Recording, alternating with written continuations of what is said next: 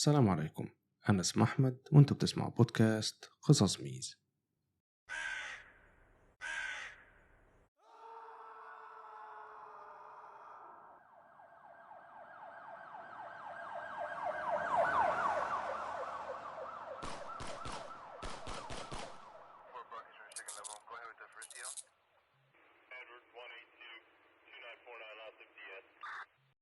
أهلا بيكم في الحلقة السابعة من الموسم الجديد من قصص ميز.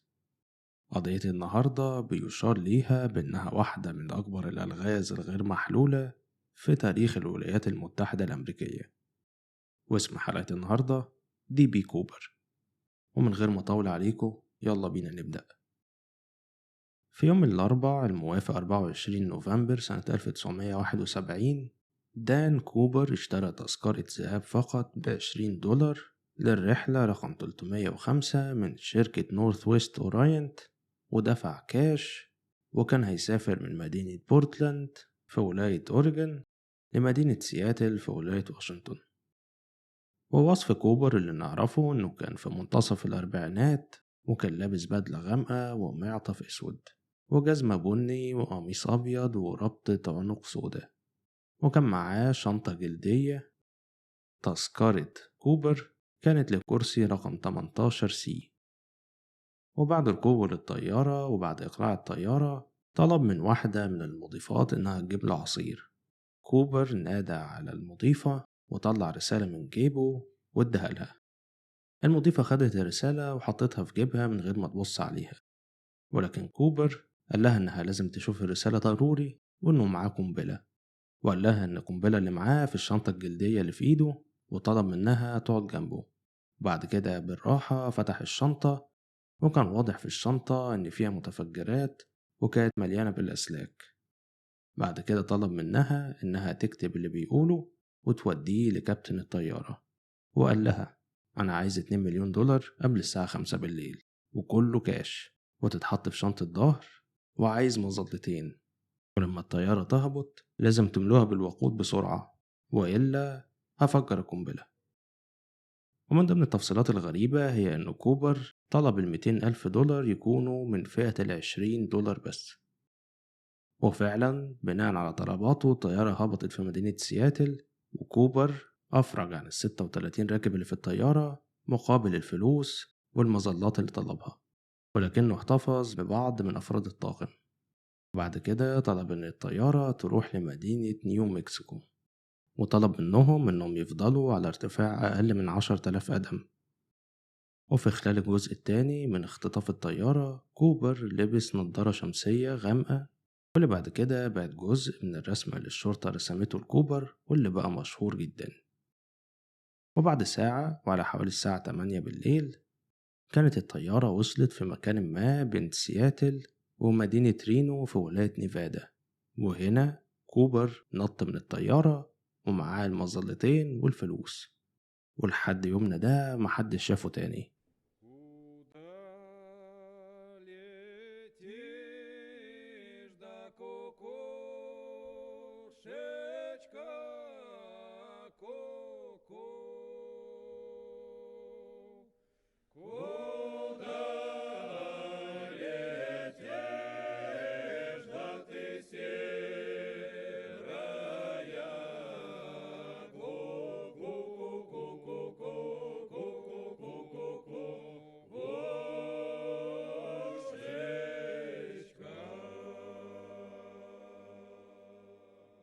كوبر قبل ما ينط خلع ربطة العنق السودا اللي كان لابسها وسابها في الطيارة، ودي كانت الدليل الوحيد اللي مكتب التحقيقات الفيدرالي ال FBI قدر يحصل على عينة الحمض النووي بتاعت كوبر. ومع العينة الجينية من الجرافطة دخلنا في التحقيق اللي تم فتحه لتحديد هوية الراجل اللي سمى نفسه دان كوبر. سموا القضية نور جاك، وهي اختصار لكلمة نورث ويست هايجاكينج، ودامت القضية لسنوات كتير في التحقيقات. تم البحث بشكل كثيف عن أدلة في الطيارة، والمحققين كانوا مهتمين جدا بالتفصيلة الإضافية، وهي إن كوبر طلب الفلوس تكون في فئة $20. وفي سنة 1980 وبعد 9 سنين من هروب كوبر وبشكل مدهش طفل صغير لقى حزمة متعفنة من الفلوس اللي متكونة من فئة $20 وبتتطابق مع أرقام الفلوس اللي كوبر سرقها. الولد لقى الفلوس على شاطئ اسمه تينا لما كان هو ووالده بيحاولوا يشعلوا النار عشان يقضوا يومهم. وبعد التحقيق الشرطة عرفت إن المبلغ كان $5800 اللي لقوه، وبيظن إنه لما كوبر نط من الطيارة الفلوس وقعت منه. على الرغم من الاكتشاف ده ما كانش ليه أهمية كبيرة، فمكتب التحقيق الفيدرالي ال FBI قاموا بتفتيش كل الشواطئ المحيطة بالمكان على أمل إن هم يلاقوا أي دليل جديد، ولكن بدون نتيجة. وبدأت رسائل كتير توصل لصحف زي ذا نيويورك تايمز وذا لوس أنجلوس وواشنطن بوست، كلها ناس بيدعوا إن هم اللي عملوا الجريمة وإن هم دان كوبر. وفي الواقع في شهر نوفمبر من سنة 1972 الشرطة اعتقلت رجلين، دونالد سيلفستر وويليام جون لويس، واعتقلوهم بتهمة الابتزاز وادعائهم إن هم دان كوبر وبيع قصته لواحدة من الصحف. ولكن ده برضه ما نتجش عن أي حاجة جديدة. وعلى مدار السنين تم تتبع العديد من الأدلة في جميع أنحاء البلد، والشرطة كانوا حققوا مع أكتر من 800 مشتبه فيه في خلال أول 5 سنين من التحقيق، وتم تبرئتهم جميعا ما عدا 24 شخص اللي فضلوا على لائحة المتهمين. وبدأت تتعرف القضية باسم دي بي كوبر، والاف بي اي ما كانوش متأكدين من مصدر الاسم ده، ويقال إن هو كان خطأ في التحقيقات، وبدل ما يفضلوا يطلقوا على المجرم دان كوبر زي ما هو قدم نفسه وهو بيشتري تذكرة الطيارة، فاتشهر أكتر باسم دي بي كوبر. الوصف اللي عند الشرطة لشكل دي بي كوبر كان دقيق جدا، وده لأن 2 من المضيفات كانوا قضوا معاه فترة طويلة في الطيارة، وبعد كده تم استجوابهم بشكل منفصل في الليلة اللي حصل فيها اختطاف الطيارة، وهما الاتنين قدموا وصف تقريبي متطابق لكوبر. قالوا إن هو طويل ورفيع وفي منتصف الأربعينات من عمره، وعينه لونها بني وصوته منخفض ومعندوش لهجة معينة، ولكنه كان بيتكلم بكلمات ذكية على حسب كلامهم. التهمة الموجهة ضد دي بي كوبر كانت في الأصل تهمة قرصنة جوية، وهي اختطاف طيارة، بس التهمة دي بيكون ليها فترة زمنية وهي 5 سنين، وبعد كده لو القضية ما اتحلتش فالقضية بتتقفل. ولأن الشرطة والمباحث الفيدرالية كانوا عايزين يلاقوا كوبر بأي شكل، فاتهموه بتهمة مختلفة. اتهموه بخرق قانون هوبز. قانون هوبز هو قانون فيدرالي مصمم لمنع الابتزاز وملوش حدود زمنية، ويمكن التحقيق في القضية لسنين طويلة، وعلشان كده لو هم لقوا كوبر بكرة فيقدروا يتهموه بالرغم من مرور سنين طويلة على القضية. وقبل ما نبتدي نتكلم عن المشتبه فيهم لازم نعرف إن الطيار قال في التحقيقات إن هو اللي اختار مسار الطيارة ومش كوبر. كوبر بس وجهه للوجهة النهائية وهي مدينة نيو مكسيكو، وده بيستبعد شبهة إن الطيار كان متواطئ معاه.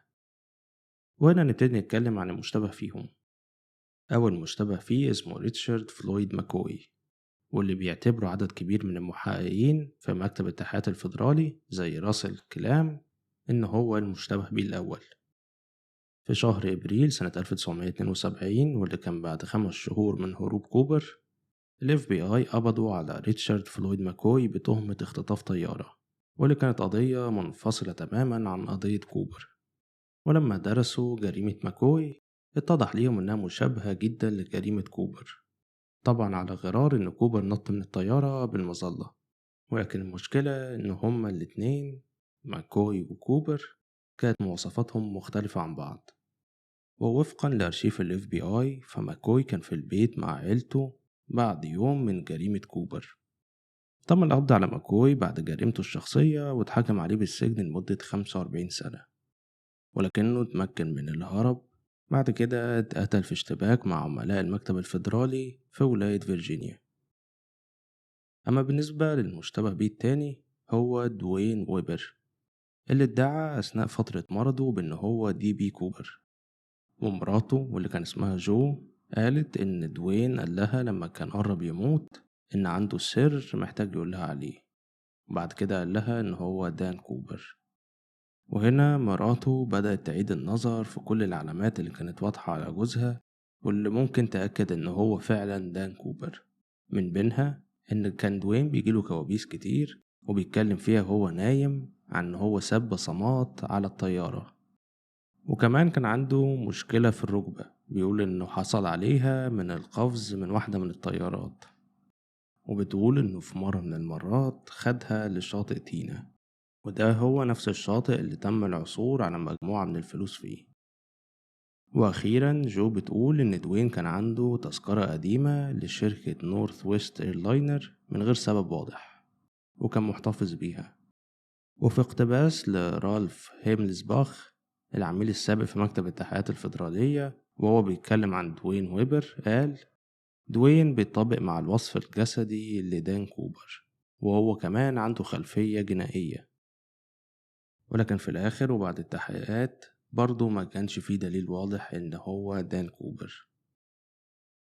المشتبه بيه التالت والأخير هو كينيس كريستنسن، وهو المشتبه بيه الأول عند الكاتب جيفري جراي. الموضوع بدأ لما أخو كينيث كان بيتفرج على حلقة من برنامج قضايا لم تحل بعد، وبعدها بقى مقتنع إن أخوه هو دي بي كوبر، وبيقول إن لما أخوه كان بيموت قاله إن عنده سر كان مخبيه عليه طول الفترة دي ولكنه مش هيقدر يقوله عليه. الغريب كمان إن كينيث كان شغال في خدمة الركاب في شركة نورث ويست ايرلاينر اللي حصلت فيها الجريمة. وأكتر حاجة مثيرة للاهتمام هي إنه لما اتعرضت صورة كينيث على مضيفة الطيران اللي اتكلمت مع كوبر، قالت إن صورته هي أقرب صورة لكوبر من وسط كل الصور اللي شافتها قبل كده للمشتبه بيهم، ولكنها برضو قالت إنها مش متأكدة بنسبة 100%. وبشكل غريب نفى مكتب التحقيقات الفيدرالي احتمالية إن كينيث يكون هو كوبر. من ضمن النظريات حوالين القضية هي إن كوبر لما نط من الطيارة ما قدرش يفتح المظلة وبعدها مات. وعلى حسب كلام واحد من الخبراء العسكريين بيقول إنه من الصعب جدا على أكتر الناس خبرة في النط من الطيارات إن هم ينطوا بالليل في الضلمة والمطر وهو بيواجه رياح بسرعة 200 ميل في الساعة ويهبط بسلام. لكن برضه من الواضح إن النظرية دي بتفقد الكثير من المصداقية بتاعتها بسبب عدم العثور على جثة كوبر أو المظلة بتاعته.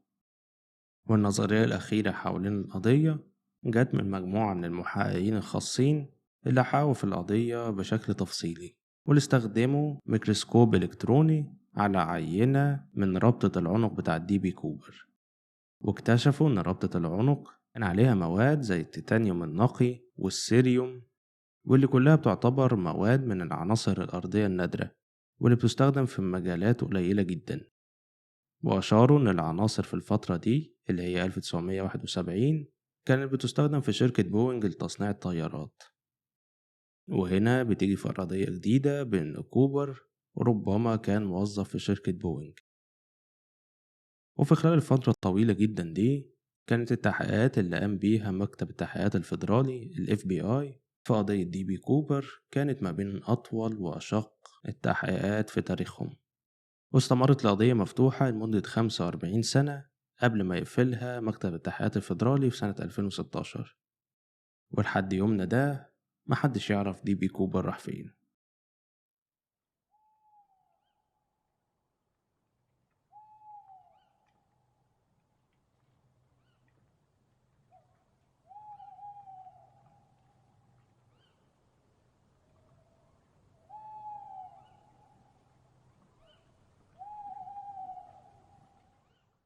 وبكده تكون خلصت حلقتنا النهاردة، فلو عجبتكم ما تنسوش تعملوا فولو وريت للبودكاست اللي هتلاقوه على أبل بودكاست، جوجل بودكاست، سبوتيفاي وأي مكان تاني بتسمعوا فيه بودكاست. أشوفكم الحلقة الجاية إن شاء الله. سلام.